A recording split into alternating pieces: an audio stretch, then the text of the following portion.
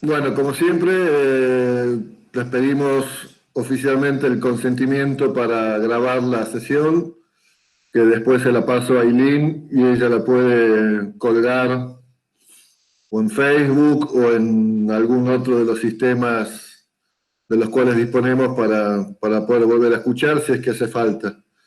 Pero bueno, en la medida en que nadie dice que no, asumimos tácitamente que estamos todos de acuerdo en que grabamos esta sesión a través de la plataforma Meet, que es la que estamos usando como cuenta oficial desde la universidad, ¿sí? Tienen 2 segundos para decir, no, no quiero que me graben. Bien, les recuerdo además que también se graba todo lo que ponen en el chat, ¿sí? Meet graba no solo lo que estamos haciendo aquí cara a cara, digamos, sino que queda grabado también todo lo que están poniendo en el chat, así que eviten comentarios del tipo, qué viejo de mierda, qué tarado que es el profe, no se entiende nada, está cada vez peor. Todo eso traten de evitarlo, no porque me ofenda particularmente, sino porque queda grabado y después tienen que hacerse cargo de eso. Bien. El plan para hoy era trabajar con los textos de Mike Val que les habíamos pasado. Yo después me quedé pensando en que tal vez podríamos tener 2 estrategias para acceder a estos textos. Una más vinculada a los estudiantes y a las estudiantes de humanidades, no solo de filosofía, sino de humanidades, y otra más enfocada a los y las estudiantes que vienen como alumnos, como estudiantes extraordinarios. Cada vez que diga alumnos, ustedes me levantan la mano y me dicen, no se dice alumnos. A los y las estudiantes, porque no es fácil, uno es una persona grande que viene mal acostumbrado desde hace mucho tiempo, ¿sí? Entonces, a los y las estudiantes que vienen de fuera de la facultad, que vienen especialmente de las carreras de artes visuales o de artes musicales o artes sonoras. Creo que la vez pasada alguien me dijo que venía también del ámbito de las artes escénicas. Entonces, a mí se me ocurrió que para ser más estimulante para cada uno de esos 2 sectores que tenemos como participantes de estos encuentros, los y las estudiantes que vienen de fuera de la Facultad de Humanidades podrían concentrarse más en el texto de Mike Val, Tiempos Trastornados, ¿sí? No porque sea más fácil o más difícil que el otro, que el esencialismo visual, sino porque si han podido hojear un poquito los textos, ¿han podido hojear los textos? ¿Los pudieron ver? ¿Pudieron empezar a leerlos? Sí, Hernán, yo por ejemplo vi un poco de Mike Val, el esencialismo visual, y bueno, y cómo él desde una problemática va desglosándolo ¿Cómo al qué? ¿Cómo qué? ¿cómo qué? ¿Cómo va desglosándolo? Él dijiste, ¿Se escucha bien o no? sí, pero dijiste él, como él, Esencialismo visual. sí, pero no es un él, es una ella. Ella. Ah, Es una sí, mira. ella. Ah, bien. Mirke Val Bien. es una escritora, es una intelectual. Ah, bien. Perfecto, no sabía. Lo digo a propósito, Agustina, porque Sí, parte de lo que Mirke Val muestra en el texto de Tiempos Trastornados tiene que ver con eso, con cómo nuestra mirada se ha configurado heterosexistamente, digamos, ¿no? Y entonces, claro. lo importante que es en el interior No de la suponer. mirada, claro, cómo la mirada misma es un dispositivo de poder y saber, ¿no? Entonces, uno vieron que está estructurado para decir el autor. y pierde de vista que justamente los 2 textos de Mike Val están muy situados en una perspectiva no heterosexista, o que justamente trata de romper los criterios heterosexuales que han determinado el nuevo Occidente, ¿no? Simplemente puede ser una broma, pero también para marcarles cómo estamos configurados nosotros para pensar y para ver ante un libro a un varón escribiendo, y no estamos pensados para ver en un libro a una mujer escribiendo desde un lugar situado. Y esto en el texto de Miqueval, en Tiempos Trastornados, es muy importante porque ella muestra, hace una relectura general de la obra de Rembrandt, ¿no? A partir de ese corrimiento de la mirada, a partir del interrogarnos qué vemos cuando vemos una obra como la de Rembrandt, y qué es lo que realmente, y qué podemos llegar a ver cuando nos desplazamos del orden jerárquico, patriarcal, heterosexista, blanco, occidental, de la mirada. Empiezan a aparecer otras cosas posibles, que tienen que ver con lo que también en el esencialismo social, visual, Agustina, ¿no? Es decir, si no hay esencia, eso quiere decir que nos podemos correr de los lugares habituales del mirar, y al corrernos, al desplazarnos, aunque sea un poquito, aunque sea que ese desplazamiento sea menor, uno empieza a mirar cosas, empiezan a emerger en el ámbito de la visualidad agentes que antes no emergían en ese campo. ¿Sí? ¿Se entiende? Exacto, sí, bueno, perfecto, dale, lo entiendo. Te interrumpí, pero dale, ahora continúa vos. No, es súper constructivo aparte esto. Y bueno, ella habla sobre el objeto de estudio de los estudios visuales y cómo se fueron configurando en una cierta praxis que tenían que ver, y una cierta mirada de abordarlo, ¿no?, al objeto. Y bueno, y desde esa problemática, desde esa negativa, va generando un nuevo discurso, no un nuevo discurso, sino una nueva perspectiva de análisis. Y en estudios visuales de la epistemología es como que se sigue ahondando, José Luis Brea sigue ahondando y la retoma ella, y me pareció sumamente interesante, y cómo ella dice la impureza de la visualidad sobre los objetos, ¿no? Me interesa bastante eso porque nos da una perspectiva, bueno, habla de que no es multidisciplinar, ¿no?, que cómo se aborda lo interdisciplinar, y es muy clara, pero bueno, no logré terminarlo, es lo que vengo analizando, y también me gusta como llevarlo al objeto arte, ¿no?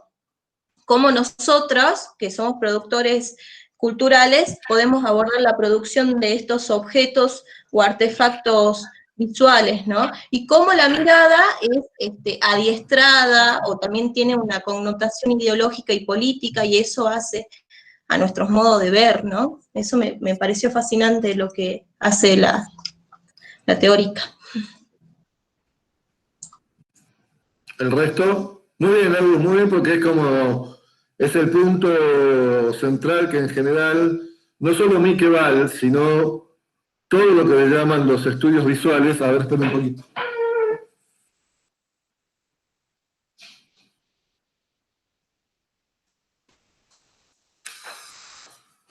Todos los autores de lo que se llaman los estudios visuales,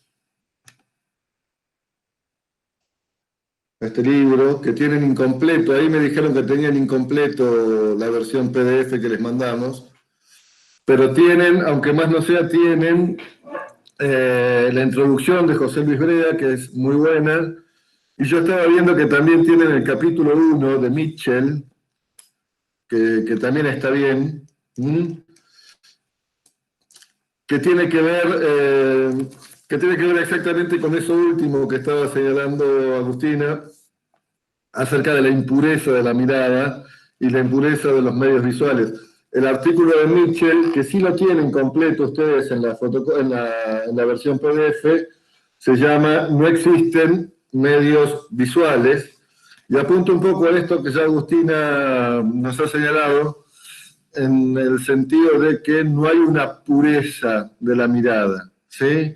No existe un ámbito, una región autónoma, en la cual se pueda circunscribir como en una esfera cerrada en sí misma el acto del mirar, ¿no?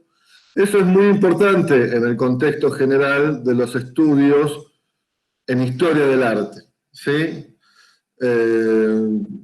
Nosotros vamos a ver que el movimiento que los autores relacionados en torno a lo que se llama estudios visuales en el pensamiento contemporáneo tratan de destituir la identidad del arte como objeto visual, como objeto de expectación visual o como objeto de complacencia visual. Y esto por dos cosas. Por un lado, porque la propia categoría arte, como dijimos en el encuentro anterior, es fuertemente interrogada por estos estudios. ¿Sí? Es fuertemente interrogada. No necesariamente para descartarla, no necesariamente para deshacerse de esa categoría, sino para resituarla en una perspectiva diferente y que nos permita reapropiarnos de ellos políticamente, de esa categoría políticamente.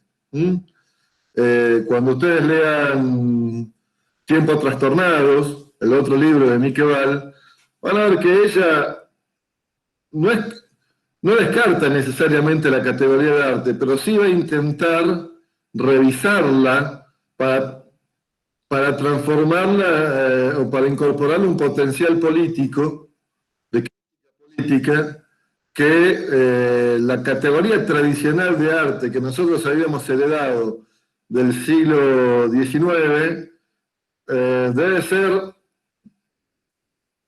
esa sí debe ser dejada de lado, porque esa sí está cargada de principios ideológicos vinculados a un modo muy específico de mirar de Occidente, que fue ese modo, como diríamos con Deleuze y Guattari, blanco, propietario, varonil, sexista, patriarcal, que no era inocente, digamos, porque esos modos de mirar y de circunscribir determinado, dominante, dice ahí CCB, cuyo nombre ya me olvidé, me acuerdo que me lo dijiste la vez pasada, CCB, pero ya me olvido. Les pido a los demás que para mí realmente es afectivamente muy importante ver caras, porque el próximo paso es darle clases de historia del arte a los cactus de mi balcón. Ya estoy a punto de hacer eso. Entonces es muy importante en esto de consolidar sistemas afectivos en nuestros modos de comunicación mediatizados por máquinas. Es muy importante vernos las caras.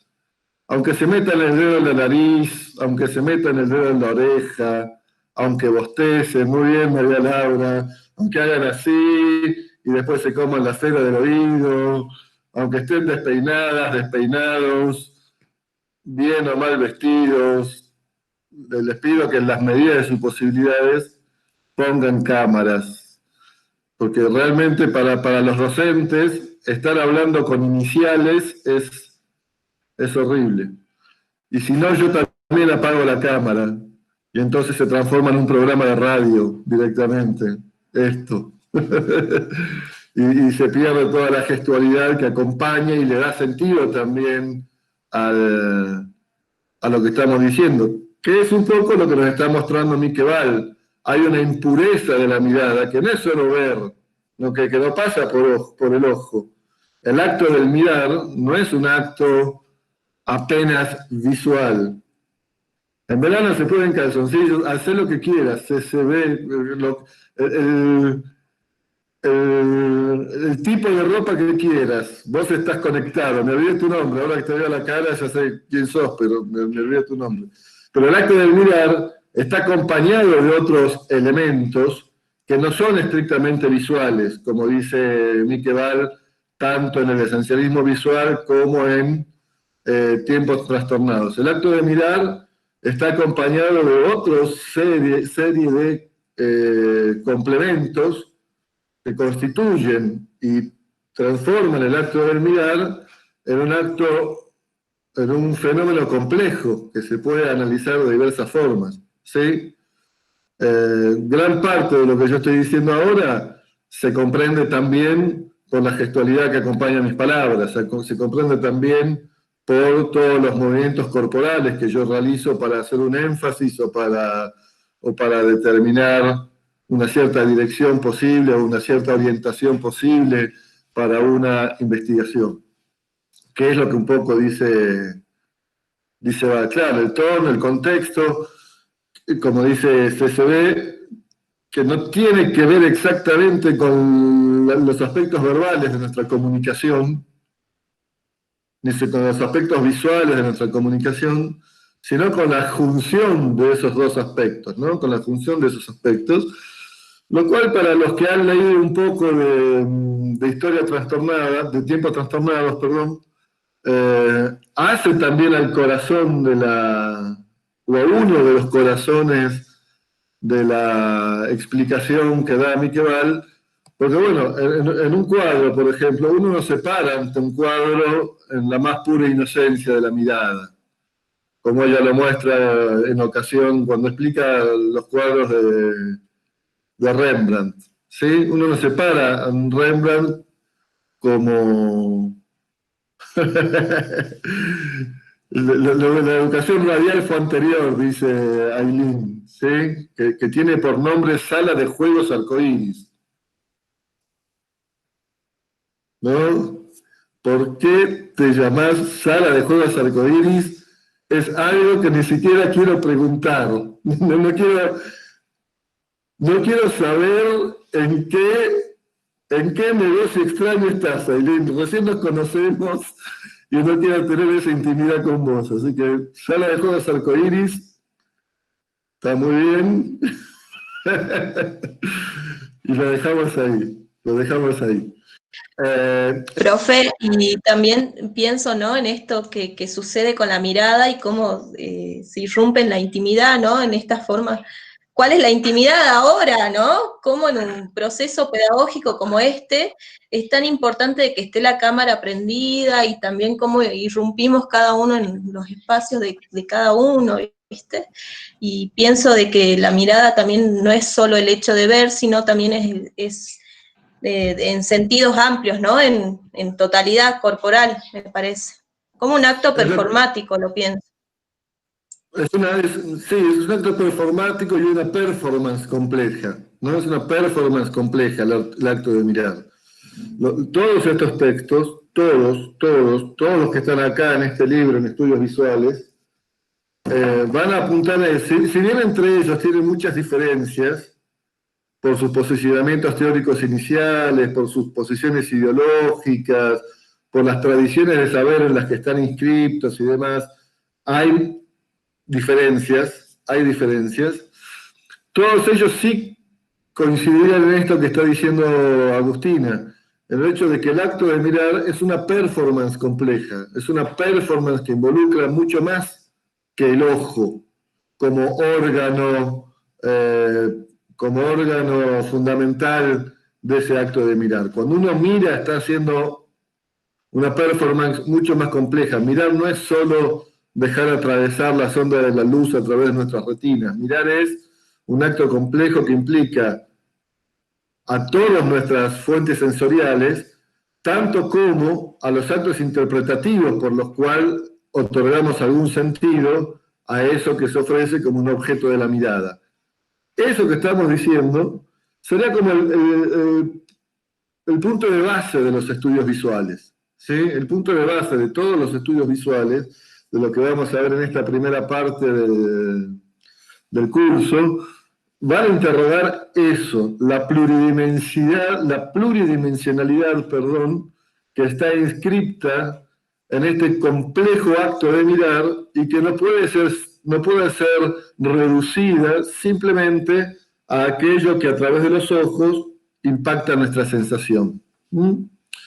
Les decía, por ejemplo, frente a un cuadro de Rembrandt, como... Ahí volvió Aileen Cardoso.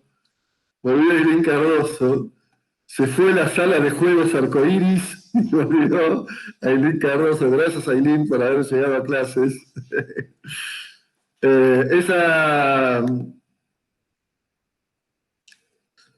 Bueno, yo hago una nota al pie, voy a cerrar el otro Meet, ¿sí? Voy a cerrar el otro Meet porque ya nadie está entrando al otro Meet. Así esto gana mejor calidad. Cindy, listo. Ante un cuadro cualquiera, ¿sí? Ante un cuadro cualquiera, en general, en los de Rembrandt, por ejemplo, que son los que analiza Mike Wahl en Tiempos Trastornados, no nos acercamos desde una posición de absoluta ingenuidad, con un ojo ignorante de lo que va a haber, con un ojo vacío de todo sentido previo. Nos acercamos a un cuadro de Rembrandt ya con un conjunto de elementos sensibles, visuales, corporales, pero también textuales, que forman parte de lo que constituye el acto de mirar. Forman parte de ese acto de mirar. Por ejemplo, el título de un cuadro. El título de un cuadro ya organiza nuestra mirada en un sentido determinado. Distinto es cuando no hay un título y entonces nuestra mirada tiene que empezar a interrogar el sentido de lo mirado. Pero si yo estoy ante un cuadro que dice madre amamantando a su hijo, yo ya estoy sobredeterminado por una marca textual que me indica el modo de ver ese conjunto de líneas, ese conjunto de trazos, y me invita a identificar una acción concreta realizada pictóricamente. Entonces, difícil es que nos encontramos. Claro, Michel Onfray dice que es mirar con un prisma. Siempre, eso es otra cosa interesante, CCD, que siempre estamos mediatizados para ver algo. Siempre estamos mediados, sea por algún aparato, sea por alguna ideología, sea por lo que sea. Por ejemplo, por un aparato. El cuadro mismo ya es un aparato que circunscribe la mirada al interior de aquello que está sostenido por el propio marco. Si yo voy a una exposición de arte, de forma más o menos tradicional, y eso es algo que vamos a discutir en estos días, pero vamos a suponer que voy al Museo de Bellas Artes de Salta, o en estas condiciones actuales voy a entrar al sitio web del Museo de Bellas Artes de Salta, me voy a encontrar con una serie de cosas que están enmarcadas, que están circunscriptas en sus bordes por un molde, por una moldura o por un marco. Eso ya me indica dónde tengo que mirar. Si voy al Museo de Bellas Artes, difícilmente me disponga a mirar las paredes. Lo más probable es que todo el aparato museístico y el aparato cuadro me indiquen que aquello que tiene que ver está colgado en las paredes, se distancia de la pared, se diferencia de la pared. Y no solo eso, sino que además al estar encuadrado, al estar retenido por los marcos que lo sostienen, que sostienen al lienzo, me indica que lo que debe ser visto está en el interior de ese marco. Fuera, ya tenemos, es bastante obvio lo que estoy diciendo, pero tiene que ver con las operaciones epistemológico-políticas que están inscritas en todo acto de mirar. Yo ya de antemano sé que lo que debo mirar está suspendido en una pared, suspendido en un tiempo sin orden, en principio, suspendido en un espacio neutro, que es el espacio del museo, y contenido en el interior de un marco que me indica que es allí donde debo posar la mirada, y no en otro lugar. Si voy a un museo tradicional, ya sé de antemano que es en el interior de los marcos que debo poner atención a la mirada. ¿Se comprende lo que estoy diciendo? Es bastante sencillo, es bastante Sí. sencillo, pero ya me callo. Pero es una organización política de la mirada, esa que circunscribe lo visible al interior de un marco, lo visible como arte al interior de un marco. Sí, Agus. Pienso en esto, ¿no? De que se circunscribe en un marco. Nosotros podemos generar como espectadores activos, ¿no? De la obra una autonomía de la mirada o una singularidad subjetiva, algo así que nos saque de esto impuesto de cómo mirar en un marco recuadrado, ¿no? Me imagino como, qué sé yo, un recorrido visual un poco más global, más totalizante. Me imagino que si bien hay obras enmarcadas, si la vemos de manera integral, como que generamos otro tipo de relación, ¿no? De la mirada. No sé, me pregunto, ¿se puede generar una autonomía subjetiva de la mirada? Por más que esté impuesto esto del marco. ¿Qué opinan los demás? Hay algo que estuvo muy bueno que dijo Agustina y hay algo que estuvo pésimo, pésimo, si estuviéramos en la presencialidad te estaría echando. Casi que te apago la cámara. En este momento te pido que apagues la cámara, que te vayas, que te retiras, que no vengas más. Quiero que te fumes en el ámbito de lo digital. A ver, los demás, ¿qué opinan? Hay algo que, digamos que si han leído los textos, le podrían discutir inmediatamente a Agustina.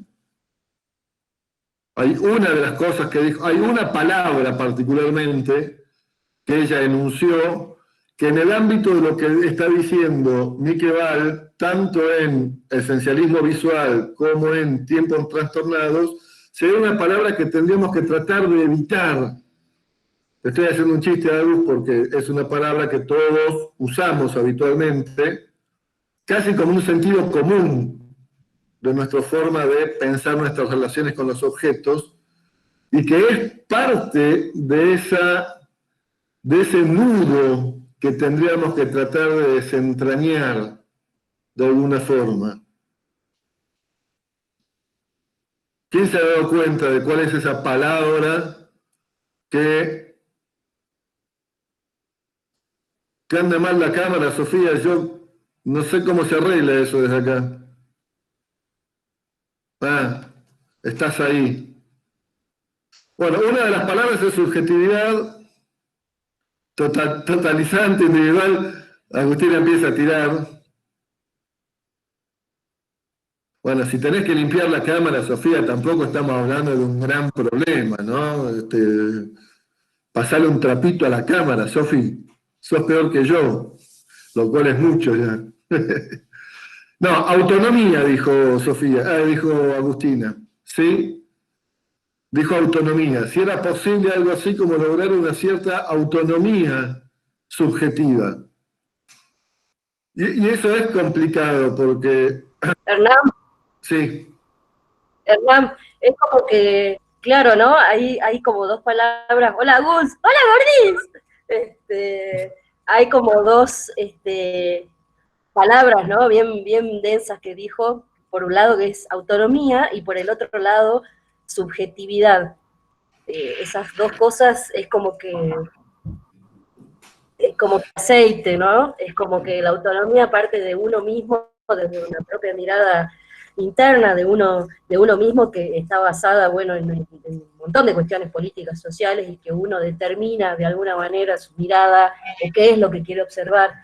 Y la subjetividad, ya me parece que tiene que ver con los sentidos, sí, con los sentidos. No, en los dos, está muy bien, Sofía, está muy bien.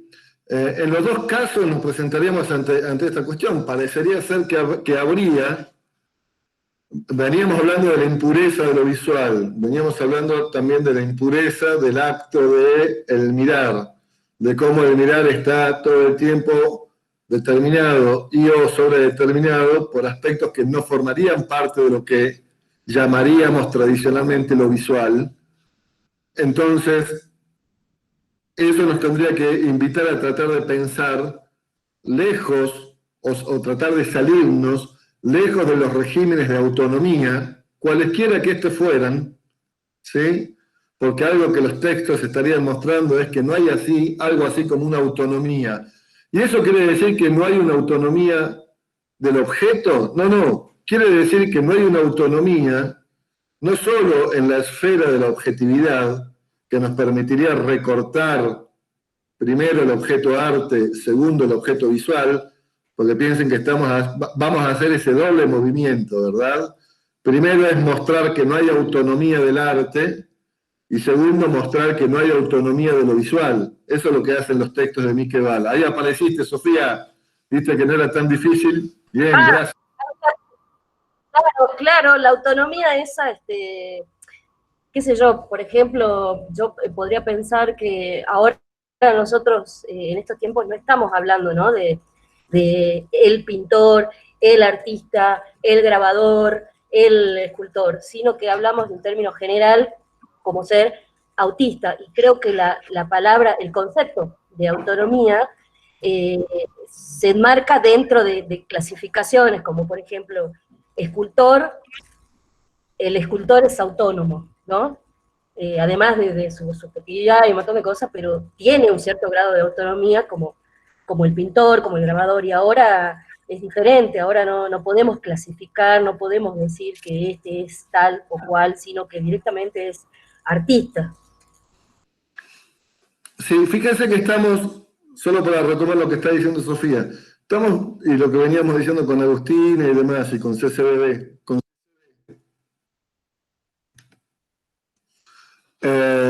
cuando me detengo es porque alguien está entrando y le tengo que dar lo tengo que admitir. Me parece que para los próximos encuentros, Aileen, de alguna forma va a ser mejor que vos seas la hospedadora, así yo no tengo que estar multiplicándome, ¿sí? Porque insisto, soy un señor de 53 años que está debutando con ustedes en este ámbito de la virtualidad, y si ya tengo problemas de dispersión, si ya soy una persona dispersiva, imagínense que a cada rato tengo que estar administrando esta página y me vuelvo loco. ¿Cómo decís, María Laura? Se me cortó el chat, a ver. Ahí está. Claro, sí, ahí está, ahí te estoy leyendo. Siempre que hablamos de autonomía, piensen en los dos problemas, concentrémonos por ahora en estos dos problemas. La región del arte y la región de la visualidad, ¿sí? Que son los dos temas que estamos trabajando. Siempre que hablamos de autonomía, ¿de qué hablamos? De un conjunto de reglas o normas que definen a un objeto como perteneciendo a un espacio cartográfico o a un espacio de pensamiento que se separa total y absolutamente de cualquier otra región o espacio del pensamiento. En ese sentido, decir que haya una autonomía en cualquier nivel, sea del lado de los objetos o sea del lado de los sujetos, implicaría que habría un ámbito de pureza en el cual podemos finalmente capturar el, entre comillas, verdadero acto de mirar. Porque lo que decía Agustina, miren, es así. En el fondo, ¿no? El argumento de que subyace a la afirmación que había hecho Agustina sería el siguiente. Bueno, el objeto no es autónomo. Ya está, eso lo entendemos. No hay autonomía de los objetos. No es tan fácil entenderlo, vamos a ir desglosando eso, pero la autonomía recae del lado del acto de recepción. Entonces, quien es autónomo, en verdad, es la propia subjetividad. Hay una subjetividad autónoma que va construyendo su relación con los objetos. Entonces pasaríamos de la pureza del objeto a la pureza del sujeto. Y lo que todos estos autores nos están diciendo, Mitchell, Brea, Miqueval, todos los autores que están en este librito, en este libro muy importante que de alguna forma se los vamos a hacer llegar entero, ya vamos a ver cómo. Hay autores que son fundamentales, Moxie, Mitchell. Se las estoy poniendo por el chat para que sepan cómo se escriben y puedan ir eventualmente googleándolos. ¿Sí?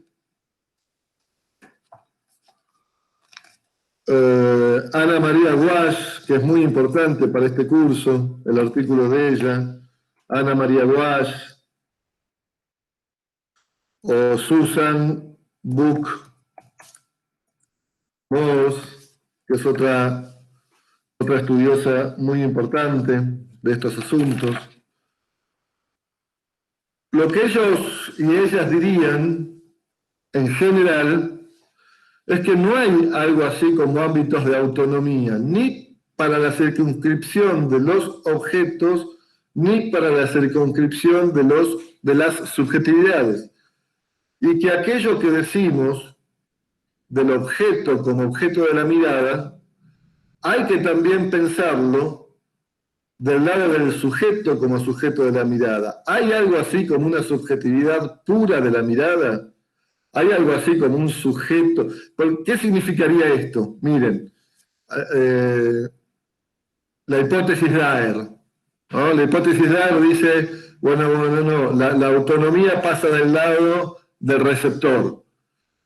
Si eso fuera así, la mirada readquiriría un estatuto de identidad del lado de aquel que mira. Y eso supondría pensar que a lo largo del tiempo el acto del mirar permanece estable, siendo siempre el mismo, no importando la época ni la geografía en el que el mirar se instala. ¿Se entiende lo que estoy diciendo? Con Agustina, con la hipótesis Daer, nosotros habríamos destruido la autonomía del objeto, pero quedaría como remanente la autonomía de la subjetividad. Y eso implicaría que hay un conjunto de reglas que definen la subjetividad de la mirada que permanecerían idénticas a lo largo del tiempo y de los espacios. Todo lo que estos autores nos van a mostrar, y la cátedra junto con ellos, autores y autoras, perdón, va en la dirección contraria, va en la dirección de mostrar que tanto las objetividades visuales como las subjetividades visuales son objetividades y subjetividades situadas, no universales. Esa categoría que hoy usamos tanto, quiere decir que ninguna objetividad y ninguna subjetividad puede ser reconstruida según reglas que la transforman en una especie de universalidad del objeto o universalidad del sujeto, sino que debemos pensar las condiciones situadas que constituyen a algo como un objeto visual y a alguien como una subjetividad visual. ¿Se entiende? No solo debemos interrogarnos qué miramos, sino también quién mira. No solo debemos interrogarnos cómo se configuró el objeto de la mirada, sino también cómo se configuró la propia subjetividad de la mirada. Un autor muy importante para esto, cuyo texto está en internet, se llama Jonathan Crary. Ahí tienen el apellido puesto en el chat. Jonathan Crary. El libro de él se encuentra en internet, se llama Las técnicas del observador. Sí, Agustina. Por ejemplo, esto me recuerda a cómo se configura la propia subjetividad de la mirada con respecto al territorio, ¿no? Cómo el territorio o el ambiente nos condicionan, porque no es lo mismo la mirada de las personas que están rodeadas de cerros que las personas que tienen, no sé, viven cerca del mar, ¿no? Es como hasta la propia geografía nos constituye en la mirada. Es fundamental, es fundamental, no es fundamental. Eso en primer lugar, ¿no? En primer lugar, como eso que está diciendo Agustina también establece un orden de jerarquías en el orden. Como esas determinaciones, ven que no tienen que ver ya, la nueva hipótesis Raer dice, bueno, ya ni siquiera tiene que ver con, con elementos ideológicos que constituirían el acto del mirar, sino que el acto del mirar está también constituido por el entorno en el cual la mirada está situada. ¿Sí? Hay mucho trabajo sobre eso. De hecho, estoy leyendo ahora una tesis de doctorado de una aspirante a doctorarse, que trabaja un poco eso, lo trabaja en relación al canto, lo trabaja en relación a la voz. Ella estudia la práctica de los cantos en ámbitos montañosos, lo trabaja en los Países Vascos y después viene a hacer un trabajo acá en La Puna. Ella muestra cómo la interacción con la montaña determina diferentes modalidades en que la voz se presenta en el mundo, que no es siempre la misma voz, que hablar no es hablar bajo un régimen de autonomía y que sería, o que cantar sería un acto que se da de la misma forma en cualquier lugar y en cualquier momento, sino que la propia voz se va configurando en la especificidad del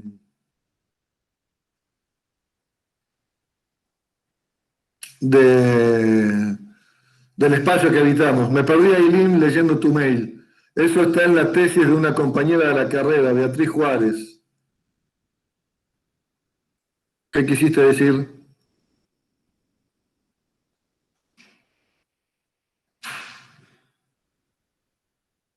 ¿Ailín?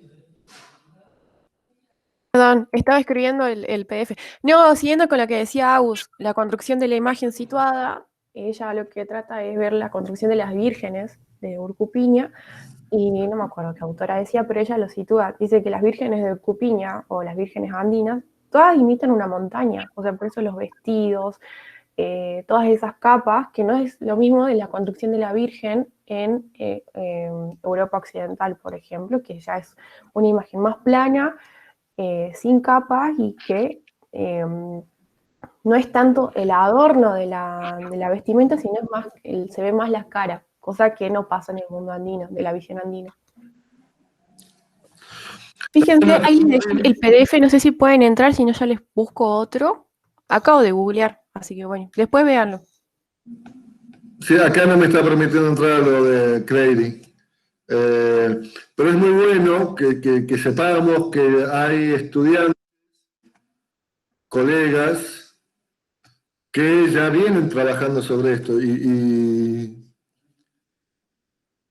Y Beatriz además es una fotógrafa muy importante, ¿no? De nuestro ámbito local, digamos. No sé si la conocen a ella, pero además de ser una gran persona, es una gran fotógrafa, digamos, ¿no? Que el otro día dio una charla en la universidad, en el ciclo de fotografía que organizaba la cátedra del profesor Notar Francesco, Santiago Álvarez y Ana Echenique y demás estaban presentando, y en ese marco la BEA dio. Lo digo también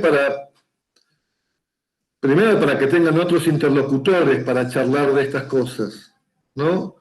Y segundo, porque para nosotros en esta cátedra es importante que podamos, con todos estos elementos que vamos construyendo juntos, podamos luego dirigirnos a estas prácticas situadas, que son las nuestras, ¿sí? Que tomemos como ámbito de referencia nuestro propio ámbito situado. Porque hablar de Picasso no está mal, hablar de la obra de Pina Bausch no está mal, hablar de la obra de Andy Warhol no está mal. Pero digo, nos parece desde esta cátedra más enriquecedor poner en fricción nuestros propios conceptos con las obras situadas de aquellos que están conviviendo con nosotros, que están tan situados como nosotros en este espacio local que nos da una cierta, que constituye también nuestra propia mirada. Entonces, por ejemplo, la obra fotográfica de Víctor Notarfrancesco, de Beatriz Juárez, de Pablo Rosa, de Carolina Grillo, me mantengo en el ámbito de la fotografía porque fue lo que nos señaló Ailín, ¿sí?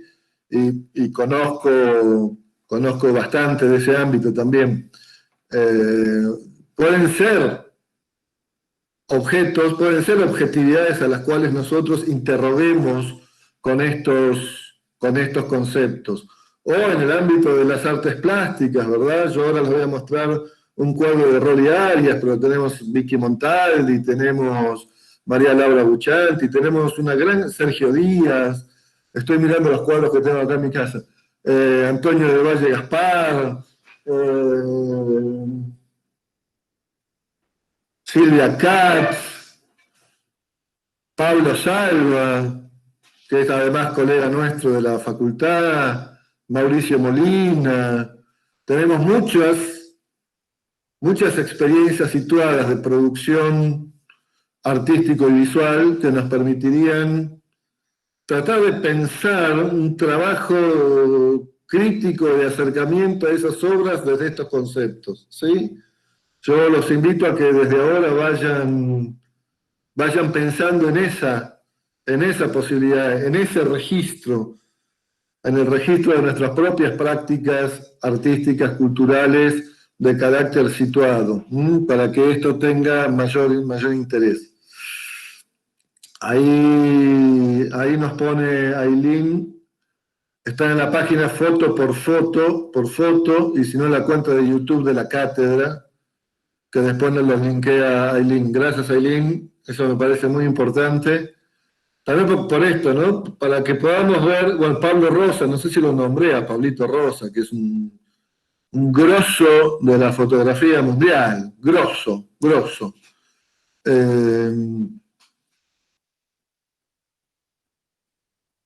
De Soledad Ajbar también pueden encontrar cosas. Si googlean esos nombres, van a encontrar mucho, ¿sí? En el ámbito de la fotografía. Bueno, volviendo a Jonathan Crary, que fue ahí donde nos dispersamos, ahí Ailín ya puso un link para ver el texto. Jonathan Crary muestra este carácter situado del acto de mirar,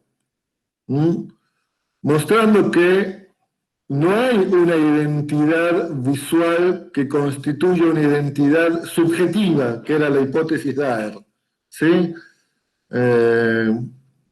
Jonathan Crary, en contra de la hipótesis Daher, de que hay una autonomía subjetiva de la mirada, en ese texto nos muestra que la propia subjetividad está construida histórica y localmente como acto de mirar. Él señala en realidad él señala dos modos de constitución de esa subjetividad de la mirada, Agustina. Una es la del espectador. Jonathan Crary habla que entre los siglos XV y XVII aproximadamente, la subjetividad de la mirada construía lo que se llama el espectador, que es de alguna forma solidaria con la concepción más tradicional de obra de arte, como un objeto circunscrito y separado de otros objetos posibles del mirar. ¿Qué hace el espectador?, dice Jonathan Crary. Y bueno, no hace nada, especta está a la expectativa. El modelo, dice Crady, de ese acto de estar a la expectativa es la cámara oscura. El acto de mirar, dice Crady, es como estar en el interior de una caja oscura. ¿Saben lo que es una caja oscura? ¿Una cámara oscura? ¿Saben lo que es?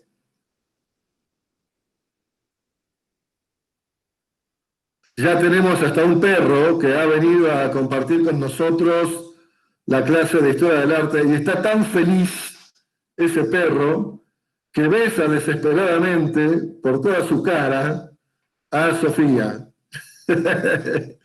Me gusta esto, Sofía, a mí no me molesta. Prefiero esto antes que estés con la cámara apagada. ¿Saben lo que es una cámara oscura?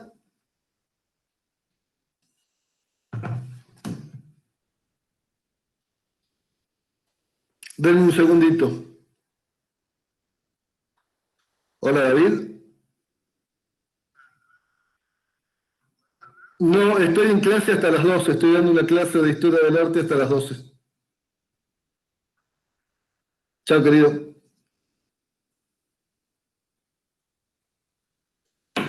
¿Saben lo que es una cámara oscura o no?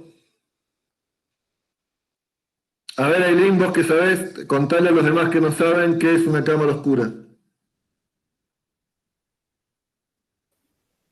Bueno, depende de quién lo diga, porque, o sea, en la fotografía analógica se utilizaba antes el revelado en una cámara oscura, pero es para que la luz no dañase los químicos, los fotoquímicos. Y después hay otra que, no sé, dependiendo de quién la defina, se trata de cómo se proyectaban antes las imágenes. Pueden hacerlo en una caja de zapatos. Ponen en el interior un papel de calcar, la revisten para que sea bien oscura, o sea, la forran de negro, y dejan un pequeño agujerito en el exterior de la caja. Entonces lo que va a hacer esa caja es reproducir la imagen. Por ejemplo, ustedes la ponen a proyectar un árbol, entonces el árbol va a salir invertido, ¿no? No sé si a eso te referías, Hernán, pero bueno, es lo que sabía. Estoy buscando alguna imagen, ¿sí? Denme un segundito.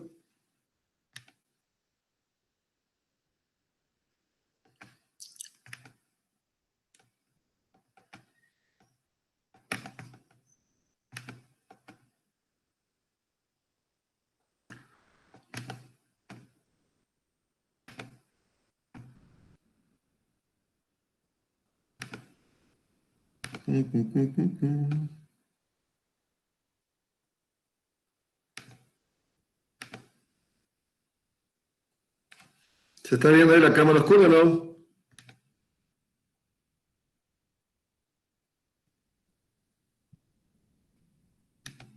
¿Ven la cámara oscura? ¿Sí? Bueno, si ven acá a la derecha, si no se está viendo, avísenme, ¿sí? Avísenme. Se está presentando, Hernán.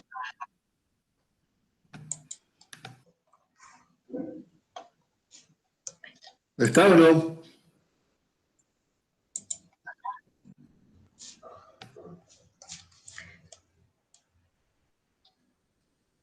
¿Se ve algo? A ver. Sí. ¿Se ve ahí la está. cámara ahí? Sí, se ve, Hernán. Bien. Entonces ahí está lo que decía Aileen. ¿Ven? Este es un procedimiento de representación pictórica. Vean aquí esta, a ver, veamos esta que está más clara. Ahí. Aquí a la derecha arriba de la pantalla, ustedes pueden ver perfectamente de qué se trata una cámara oscura. Ven que es un procedimiento que usaban mucho los pintores en el Renacimiento y hasta los siglos XVII y XVIII para lograr esos efectos de realismo tan característicos de los cuadros elaborados a partir del siglo XV aproximadamente. La caja el modelo es la caja de zapatos, ¿sí? Es la caja de zapatos. Miren, acá lo tenemos mejor todavía, ¿sí? Entonces, como decía Eileen, los pintores, los artistas, construían grandes cajas de zapatos, ¿sí? A través en la cual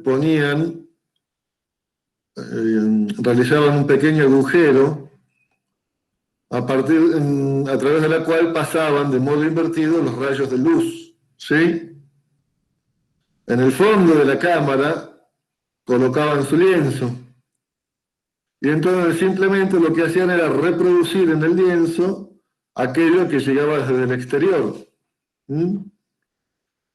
El pintor que quería representar el exterior tenía que permanecer dentro de la cámara y simplemente seguir los contornos de aquello que se proyectaba sobre el fondo de la misma. Esta es la situación clásica de la mirada producida como expectación, ¿sí?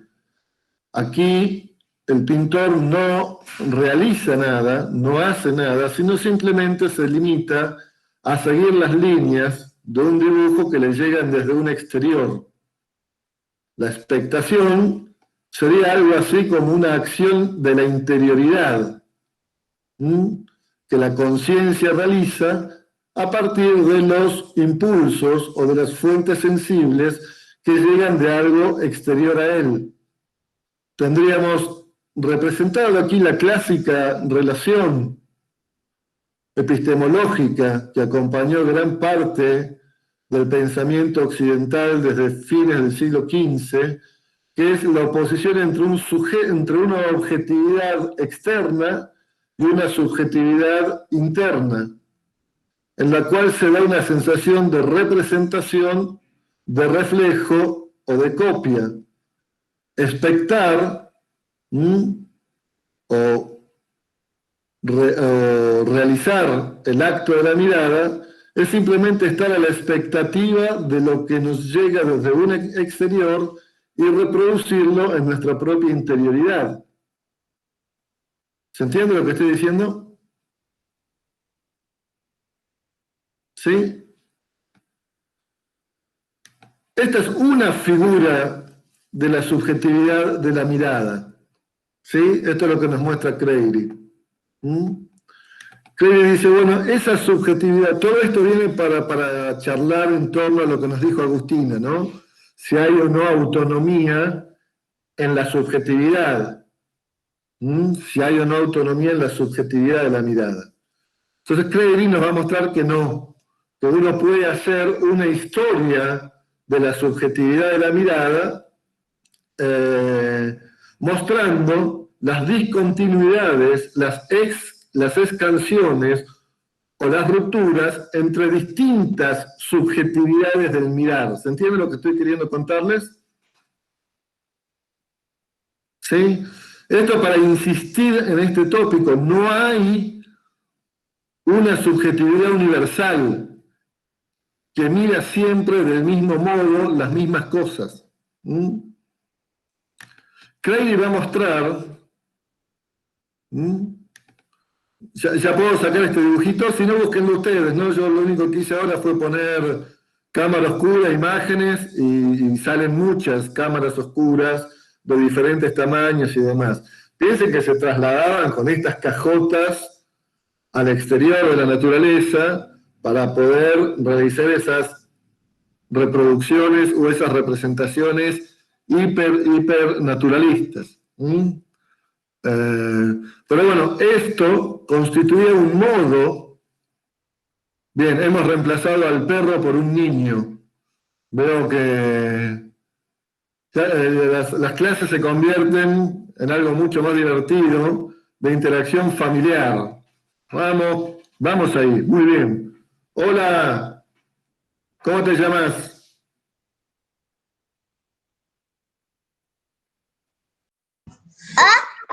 Hola, ¿cómo te llamas? Benicio. Hola, Benicio. ¿Estás acompañando a mami? Perdón. Es que ya estoy encima de ella porque la amo mucho. ¡Ah! ¡Nos morimos todos! Muy bien, nos morimos todos. Vamos, Benicio. Ojalá que te dure ese amor. Bueno, ya se le va a pasar, Agustina, no te preocupes. Yo que tengo hijas grandes, sé que se les pasa después. Dura hasta los 15, 16, cuando ya toman conciencia de que no somos tan copados, de que somos simplemente padres y madres. Bueno, entonces, ese es un tipo, volviendo a Craigie, ese es un tipo de subjetividad. Ese es un tipo de subjetividad, la del espectador. Pero Craigie va a mostrar que allá hacia finales del siglo XVIII, principios del siglo XIX, se constituye otro modo de mirar, otra subjetividad de la mirada, va a decir Craigie. Vean que el título del libro se llama Las técnicas del observador, ¿no? Ya el título del libro, recomiendo que traten de leer la introducción de ese libro, si pueden. Ahí Aileen les puso el PDF para que lo puedan bajar. Es muy amable de leer esa introducción. La introducción de Craigie es muy amable de leerse.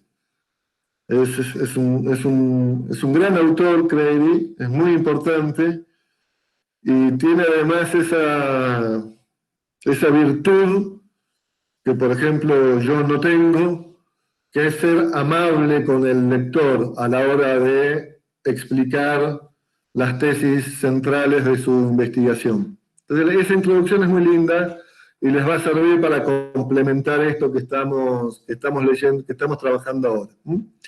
Entonces, ahí mismo, ya en la introducción,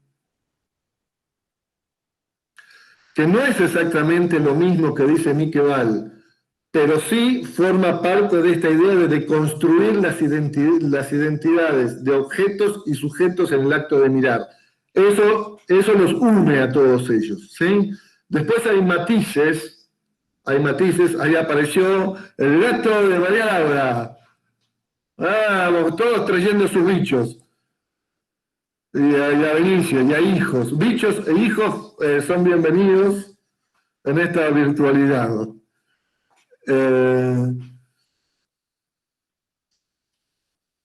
Les decía, no es que digan lo mismo Miqueval y Jonathan Craigie, pero sí todos coinciden en esta exigencia por deconstruir o por lo menos interrogar la identidad de las objetividades y las subjetividades que confluyen en el acto del mirar. Entonces, Craigie va a mostrar que a partir del siglo XVIII, el espectador clásico, el espectador que había surgido en el interior de la cámara oscura, va a disolverse, va a desaparecer. Él va a dar una serie de explicaciones siguiendo el hilo conductor de las nuevas ópticas y la nueva fisiología del ojo, que van a ir mostrando que aquello que era el espectador va a dejar de existir y se va a configurar esta nueva subjetividad llamada observador. Él va a marcar esas dos subjetividades en el acto del mirar, la del observador y la del espectador. Y el espectador, al contrario, el observador, perdón, al contrario del espectador, no se limita a trazar en el interior de una caja aquello que desde el exterior le llega, intentando reproducir fielmente lo que a través del agujero se imprime en el fondo de esa habitación. El observador, para Craigie, va a ser aquel que debe seguir reglas estrictas para que el acto del mirar se constituya como tal. Él juega con la amplitud semántica del término observar. Entonces, observar no es solo mirar algo, sino que observar es, por ejemplo, cuando uno dice, deben observar las reglas de conducta. Deben observar las pautas de comportamiento. Deben observar las reglas necesarias para aprobar historia del arte. Es decir, la observación no implica un acto pasivo de estar a la expectativa. La observación implica que el observante realiza una serie de acciones necesarias para que la mirada se constituya como tal. Vean que estamos hablando de dos figuras, de dos subjetividades diferentes.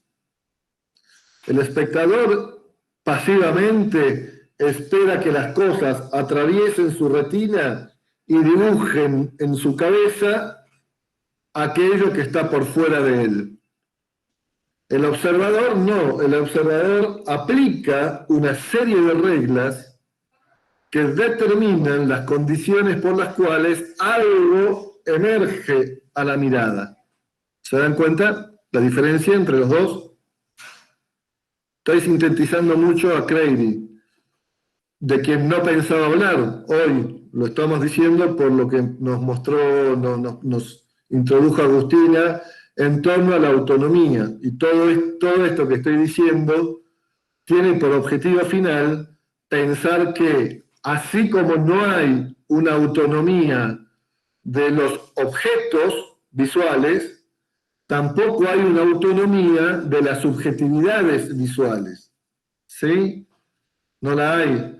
Uno puede hacer, como hace Craigie, una genealogía del mirar. Digo a propósito, una genealogía del mirar, porque es lo que él mismo propone en esa introducción, inscribiéndose en el interior de la tradición Foucaultiana y deleuziana. Craigie, que es un pensador contemporáneo, estadounidense, que trabaja, si yo no mal recuerdo, en la New York University. Ese dato tal vez esté mal, estoy bastante seguro que trabaja en la New York University. Él retoma, como buena parte de todos los autores de los estudios visuales, retoma algunas indicaciones heurísticas provenientes del postestructuralismo francés y particularmente de Foucault y Deleuze. Explícitamente lo dice en la introducción. Ustedes vieron que si leyeron El esencialismo visual de Miqueval, allí también es muy fuerte la presencia de autores del llamado postestructuralismo francés. En el caso de Miqueval, Foucault y Derrida están más presentes en sus textos. Digo esto para los que son de humanidades y específicamente los de filosofía, ¿no? Estos estudios han tenido un fuerte impacto del postestructuralismo francés en una perspectiva que hoy podríamos llamar decolonizadora, que por un lado intenta mostrar los modos colonizadores de pensar el acto de mirar, de los cuales ya hemos hablado, y por otro lado trata de interrogar las condiciones de una mirada no colonialista, de un mirar no colonialista. Se entiende que colonialista es aquella mirada patriarcal, heterosexista, blanca, del propietario, burgués, que impuso su modo de ordenar lo visible en el mundo. Y que permitió, por ejemplo, que el general Roca llegara al sur de Córdoba y San Luis y viera un desierto. Y no viera que había personas allí viviendo. Digo, eso es fuerte, la implicancia colonialista del modo de pensar nuestros actos de mirar. La categoría misma de desierto, ¿no? Como categoría colonizadora, en la cual no se ve al otro. No solo por la mala voluntad de no ver al otro, sino porque ya la aprehensión de la mirada constituye el desierto como un lugar vacío. Entonces, deconstruir ese acto de mirar forma parte de esta intención decolonizadora, que es parte de esta cátedra, que nos permite dar visibilidad o que emerjan a la visibilidad figuras de la mirada que de otra forma no pueden aparecer. Que de otra forma no pueden aparecer. En este sentido son también muy importantes para Miquel, para Mitchell, para José Luis Brea, etcétera, todos los aportes que llegan del ámbito de los estudios interseccionales, es decir, todos los aportes que llegan del ámbito de las nuevas teorías del género, que muestran que el acto del mirar está también sobredeterminado por estas formas heterosexistas y patriarcales que han puesto, que han representado a la mujer de un modo, o al género femenino, de un modo siempre complaciente, pasivo, transformándola en objeto de la mirada masculina, que han puesto al varón como aquel que lleva adelante los actos determinantes de la historia, etc. Lo que ustedes ya saben. Y si no lo saben, lo vamos a ir estudiando ahora. ¿Sí? También hay que reconstruir esa mirada interseccionalmente, mostrar que esa mirada está configurada interseccionalmente desde una perspectiva de género. Entonces, Craigie, volviendo a él, sin meterse en el ámbito de la interseccionalidad, Craigie va a mostrar que el observador es una figura diferente a la del espectador, en tanto que constituye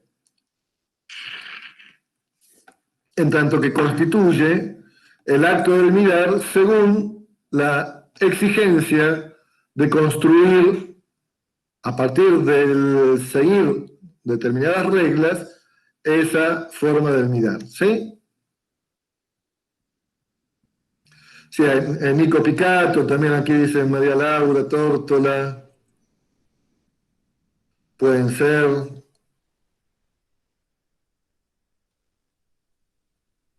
Estoy viendo los chats, ¿no? Para ver si hay alguna cosa que yo no haya dicho o que sea importante que expliquemos.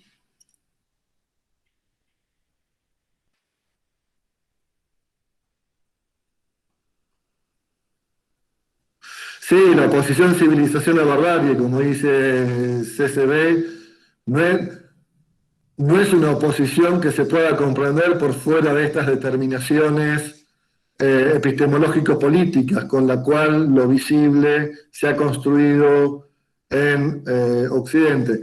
En nuestro ámbito más situado, los que tengan tiempo, ganas y quieran pasar un buen rato, les recomiendo que lean, por un lado, el Facundo de Sarmiento, y ver ahí cómo se va configurando esta otredad que constituye la división civilización y barbarie. Y después otro libro maravilloso de la literatura nacional, que es Una excursión a los indios ranqueles. Me olvidé el nombre del autor. Una excursión a los indios ranqueles. ¿Alguien se acuerda el nombre del autor? Alguien que me lo googlee rápido.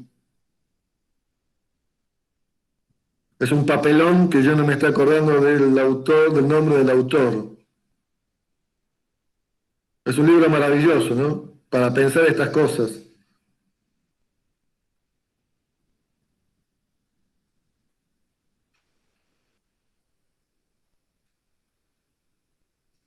Mansilla, Lucio B. Mansilla, gracias. Lucio B. Mancillas. Luis no, Lucio. Lucio B. Mansilla. Es un libro bien interesante para ver cómo se configuran estos actos perceptivos o estos actos de mirada, para que ustedes puedan identificar desde otro lugar las marcas textuales que van configurando el acto de mirar, ¿sí? Entonces, ya para ir concluyendo nuestro encuentro de hoy, si bien no avanzamos con el texto de Miqueval, sí creo que avanzamos en esta idea. No a la autonomía, no a la autonomía, en ninguna de las dos esferas, ni en el ámbito de la objetividad, como si hubiera una pureza del objeto visual en el interior de la cual se recortaría la pureza del objeto artístico, ni tampoco una pureza de la subjetividad visual dentro de la cual se recortaría la pureza de la subjetividad espectador o artista. Ni hay pureza y autonomía de las objetividades visuales, ni de las objetividades artísticas, ni hay pureza y autonomía de las subjetividades visuales o las subjetividades artísticas, ¿sí?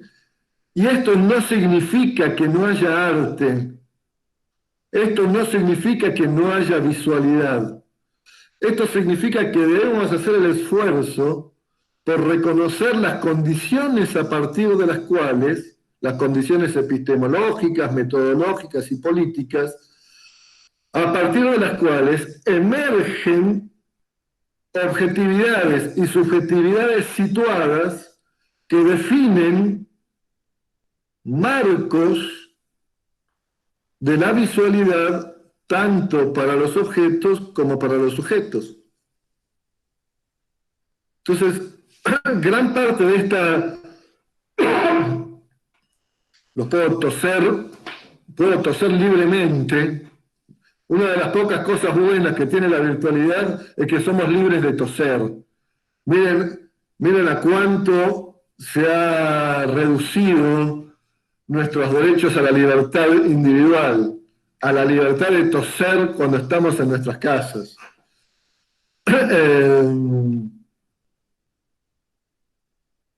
Gran parte de nuestro curso, de la primera mitad del curso al menos, va a ser interrogarnos por esas condiciones que configuran los actos de mirar, que configuran la mirada como un tema de interés epistemológico político, ¿no?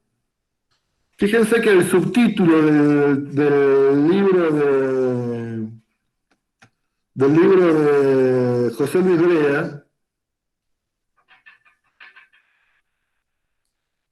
¿ahí lo ven? El subtítulo del texto de la compilación de Luis Brea es La epistemología de la visualidad en la era de la globalización, ¿no? Uno sabe que está ante un buen libro cuando ese buen libro tiene un gran título, ¿no? Este es un muy buen libro y tiene un gran título. Ya ven, pero así como el de Craigie, las técnicas del observador, ya es un gran título, porque nos muestra que el observador es producido técnicamente, a partir de un hacer técnico. Este libro nos va a mostrar que debemos interrogar la visualidad en la era de la globalización, y tal vez de un modo muy enfático tenemos que interrogarlo, porque en la era de la globalización pareciera ser que hay una mirada global, pareciera ser que hay un único modo de ver o de hacer emerger lo visible en nuestros ámbitos cotidianos y también en nuestros ámbitos artísticos. Entonces, una epistemología de la visualidad tiene como objetivo principal mostrar que esa mirada que la mirada no es el resultado de una homogeneidad globalizante, y que esa homogeneidad globalizante, por el contrario, es una sobredeterminación política del acto de mirar. ¿Mm? Tengo una preguntita. Dale, Godoy. Como para que lo pensemos, digamos. Una es como la pregunta básica del estudiante de filosofía. Si no hay un punto de anclaje claro, digamos, ¿cómo es posible el conocimiento en esto de donde no hay autonomía y no hay posibilidades de decir lo visto es esto o la manera de ver es esta determinada y de alguna manera no se va a modificar? Eso por un lado. Y por otro lado, ¿de qué manera se configura o se comprende la relación de causa-efecto en esto de que el mirar y el ver, o sea, el mirar y lo visto, son cambiantes constantemente y están, o sea, ¿qué se vuelve lo que condiciona lo otro, digamos? ¿Cuál es con qué empieza para, o sea, nosotros decimos, el ver está condicionado por cuestiones históricas, o lo histórico está condicionado por la manera de ver también. Entonces me preguntaba también en esa relación cómo podemos nosotros, bueno, llegar a una comprensión de lo real en esas condiciones en donde no hay determinaciones, donde no hay una relación de causa-efecto clara, y donde, en relación a la primera, bueno, no sé si se entendió la idea general. Sí. ¿Cuál va a ser no la respuesta, porque no la vamos a ver ahora, pero sí cuál va a ser la estrategia heurística de estos y de estas autores y autoras? La estrategia heurística va a ser, primero, disolver la oposición sujeto-objeto. Lo real no se constituye como una oposición sujeto-objeto, sino por una imbricación que destituye esos lugares, ¿sí? Tanto el sujeto como el objeto van a ser el resultado de una intersección de fuerzas que se estabilizan en ellos. Una hipótesis muy nietzscheana, Santiago, claramente, una hipótesis que ellos con más o menos, o explicitándola más o menos, en el caso de Craigie bastante explícitamente, en el caso de Mickeval también bastante explícitamente, van a mostrar que lo primero que hay que hacer es destituir esas oposiciones, que todo el conjunto de oposiciones con el cual habíamos venido pensando hasta ahora deben dejar de ser tales. No hay que pensar en términos del opuesto, sino de las tensiones que articulan una relación, que hacen que algo se convierta en un objeto, en un momento situado, y que luego, bajo otra configuración de esas fuerzas, eso que antes era un objeto deja de serlo. Desaparece del horizonte de la visibilidad. Por eso estoy insistiendo, está muy bien tu pregunta, estoy insistiendo en que no hay estabilidades, no hay identidades transhistóricas, universales, transtemporales. Todas esas identidades siempre están situadas en el interior de un juego de fuerzas que las van constituyendo. La pregunta que yo devolvería, haciéndome muy cómplice de estos estudios, es ¿bajo qué condiciones ese sistema de oposiciones es comprendido? ¿Bajo qué condiciones a alguien le interesa que haya ese sistema de oposiciones? Porque ese sistema de oposiciones se abrirá luego, se multiplicará luego en otras oposiciones. En otras oposiciones que son sí más claramente políticas. Varón, mujer, adulto, niño, sano, loco,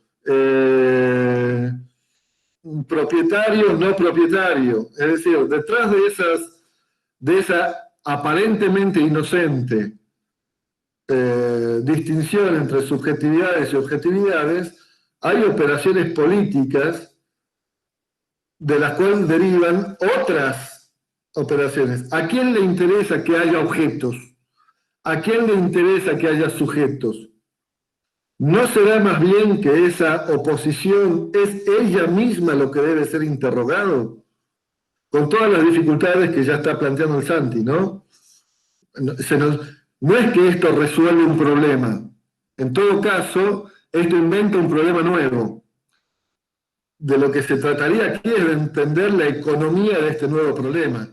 La economía del problema de pensar sin oposiciones. Hay una economía del pensar en oposiciones que ya la tenemos clara. Es A o B, uno o dos, esto o aquello, sujeto u objeto. Y entonces ahí el problema es cómo el sujeto determina el objeto o cómo el objeto es determinado por el sujeto, y etc. Ahora, lo que estos autores están pensando es tratar de interrogar ese sistema de pensamiento que produjo la oposición. Si lo decimos en términos más estrictamente filosóficos, tratar de pensar fuera de la dialéctica en la cual se produce el sistema de reconocimientos entre objetos y sujetos. Es la categoría misma del reconocimiento la que estaría aquí puesta en cuestión en los estudios visuales. ¿Sí? Estoy dando no una respuesta taxativa, Santi, sino una orientación de cómo ellos van a reconfigurar el problema. No lo van a resolver, van a interrogar la condición de ese problema para construir a partir de allí un problema diferente. ¿Se entiende?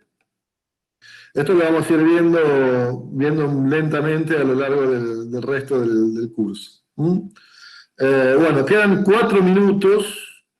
Y yo entiendo que esto es muy fatigante para todos.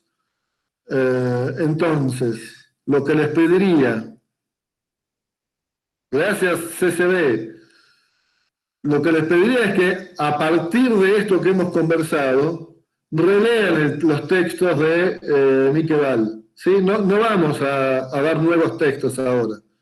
Pero con esto que más o menos introduje para los 2 textos, traten de ir persiguiendo el argumento reconstruyendo el argumento de Miqueval.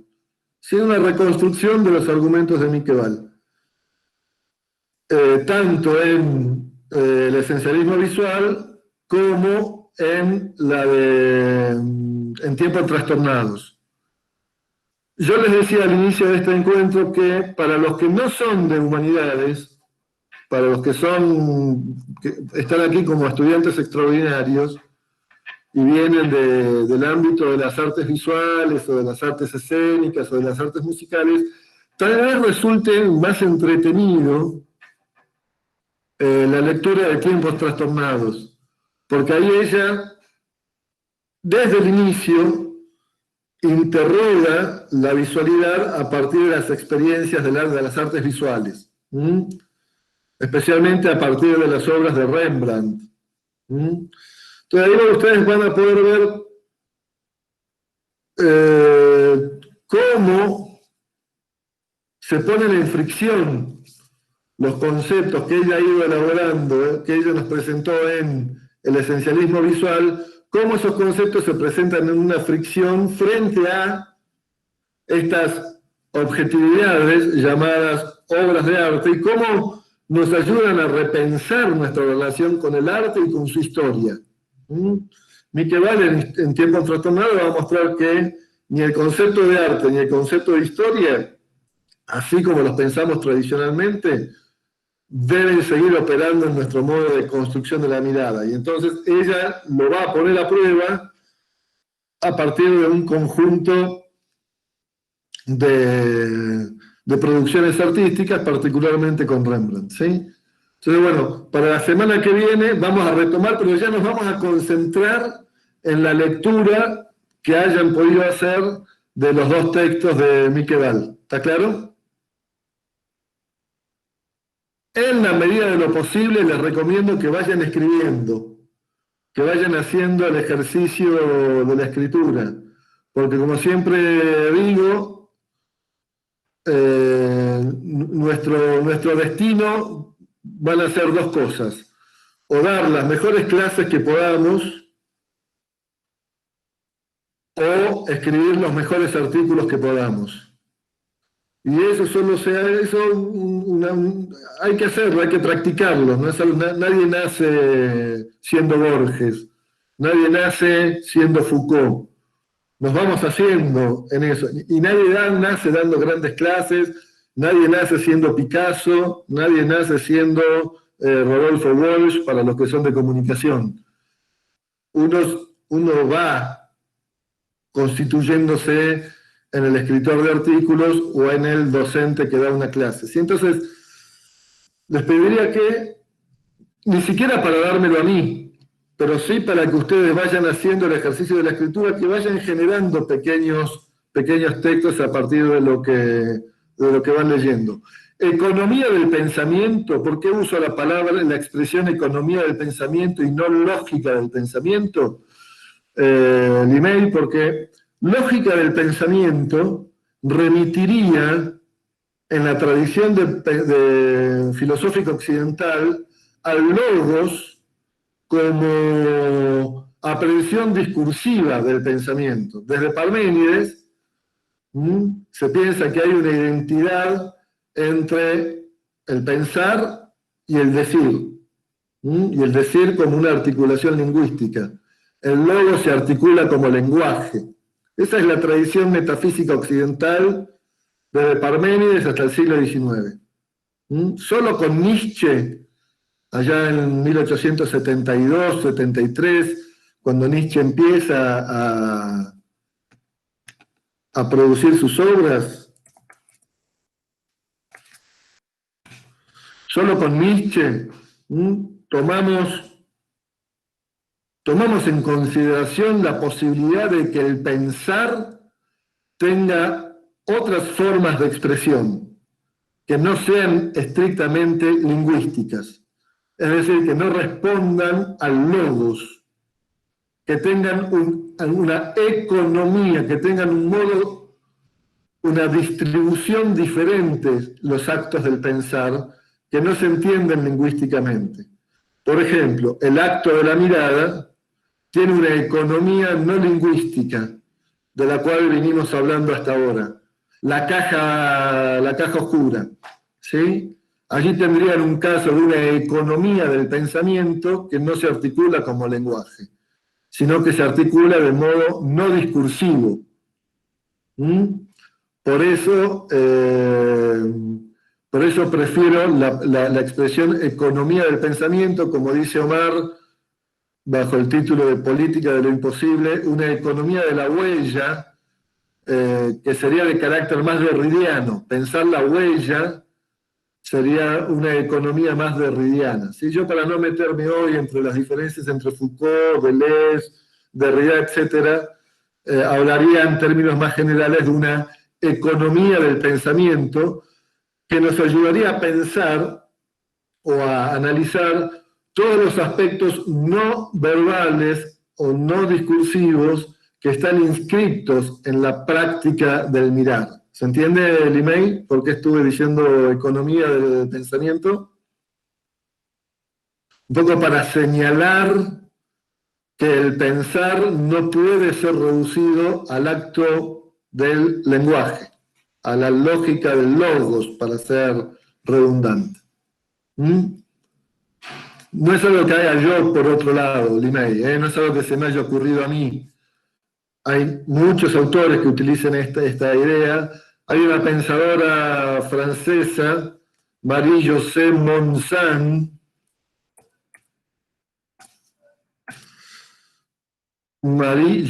Montaigne, pero que no está traducida al castellano hasta donde yo sé sus textos, pero si la googlean van a encontrar mucho de ella. Ella es una de las pensadoras que yo he leído que me ayudaron a pensar esta idea de la economía del pensamiento. Tengo un libro en portugués aquí sobre eso, pero lo tendría que buscar y perderíamos tiempo. Lo voy a tratar de tener para la clase que viene, para que ustedes puedan ver esa idea de economía de las imágenes, habla ella, ¿sí? Para mostrar que las imágenes no se pueden reducir a una forma del lenguaje. Piensen que esto tiene mucha importancia en la heurística contemporánea porque son todos autores que se están tratando de pensar fuera del estructuralismo. A partir de la década de 70 hay como una fuerte tendencia del pensamiento contemporáneo a alejarse del estructuralismo. ¿Y por qué esto? Porque el estructuralismo sí pensaba que todo tipo de realidad social podía y debía ser pensado según la lógica de la lengua. A partir de Saussure, Lacan, etc., todo se estructuraba como un lenguaje. El pensamiento se estructuraba como lenguaje. El postestructuralismo, a partir de la década de 70, va a mostrar que las reglas del lenguaje no son universales, sino que ellas mismas pueden ser pensadas según la dinámica de las prácticas históricas que las han ido estableciendo. Entonces, el lenguaje como lugar imperialista del pensar va a empezar a eclipsarse a partir de la década del 70. Y esto les va a permitir a los pensadores postestructuralistas pensar que hay otras economías del pensamiento. Que las imágenes, cuando uno produce una imagen, está pensando, solo que está pensando no lingüísticamente. Entonces, el desafío que tenemos en esta cátedra es pensar esas economías del pensamiento que no se reducen a la forma lenguaje. ¿Se entiende? Y con esto ya termino, porque esto me entusiasma. Infelizmente para ustedes esto me entusiasma. El hecho de haber pensado el pensamiento, valga la redundancia, bajo la economía del lenguaje, formaba parte de esos actos patriarcales, heterosexistas, imperialistas, por el cual solo aquel que dominara la palabra dominaba también el pensar. De allí que hubo toda una política de exclusión de la palabra.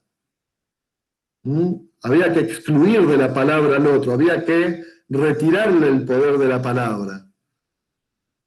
Todas las teorías decoloniales, no solo las pesoestructuralistas, todas las teorías decoloniales van a decir, bueno, quédense con la palabra, porque saben que hay otras formas de pensar. Hay otras formas de pensar que no responden a las reglas de la lengua. Hay formas de pensar afectiva, hay formas de pensar a través de las imágenes, hay formas de pensar que pasan por el cuerpo y que no tienen que ver con el orden de la lengua. Entonces, por todo eso, también como un modo de engrosar nuestras estrategias decoloniales, muchos pensadores, el hindú que está en el texto de Mikeval Apudaray estaría en esa línea, pensar estrategias no lingüísticas de la economía del pensar. Muchos de estos autores, piensen en Judith Butler, en Rosy Braidotti, en todas las pensadoras de la interseccionalidad, tratan de destituir al lenguaje como lugar imperialista del pensar. Y eso abre el desafío de construir otras economías del pensamiento. Bien. Nos queda como tarea entonces para la semana que viene retomar los dos textos de Mikeval, el esencialismo visual y tiempos trastornados, releerlos a partir de lo que hoy yo pude exponer aquí gracias a sus intervenciones, a sus preguntas y a sus inquietudes. Les sugiero que intenten ir armando pequeños escritos en relación a esto, no para entregármelos a mí, sino para ir fortaleciendo la práctica de la escritura como un modo de construcción colectiva del conocimiento. Y la semana que viene trabajaríamos ya sí sobre los textos de Mikeval. ¿Estamos de acuerdo? Muy bien. Señoras, señores, bueno, yo el link de la grabación se lo paso entonces a Aileen y ella lo distribuye por Classroom, por Facebook, etc. ¿Sí? Bueno, muchas gracias por haber estado acá. Este sería el link que vamos a usar en lo sucesivo para encontrarnos todos los lunes. Yo entiendo que ya no hay que volver a enviarlo. Entren a través de este link, por favor, así tenemos más tiempo la semana que viene.